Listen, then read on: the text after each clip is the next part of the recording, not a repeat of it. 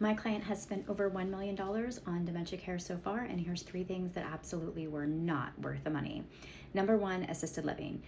This did not work for her because she was not advanced enough to qualify for their memory care or to really be happy in that setting.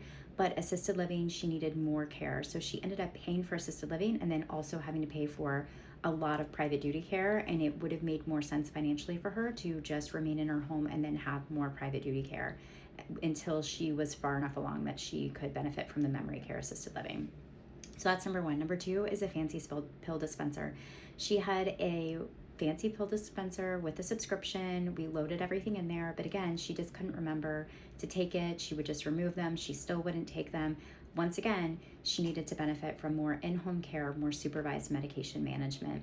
That the fancy pill dispenser was just a waste of money. And number three, unfortunately, the fall detectors. I was so heartbroken to see this when we took over her care, as she was spending a ton of money on multiple subscriptions and technology for fall detectors. However, she just wasn't wearing them, she wasn't using them, she would forget.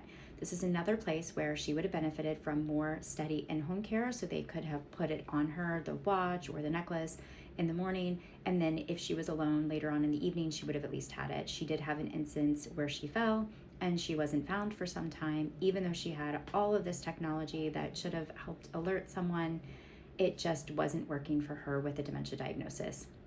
It's a great lesson to learn that having regular in-home care, even early on when you think your loved one might not need it, can make a world of difference, and it can help prolong their time at home, or it can even help them, at assisted living. If you do have less private care, if you start earlier, you've got more supports. If she hadn't been missing all of her medications for so long, maybe assisted living would have worked. But those are three things that for her were not worth the money at the time, and I'll be back with more.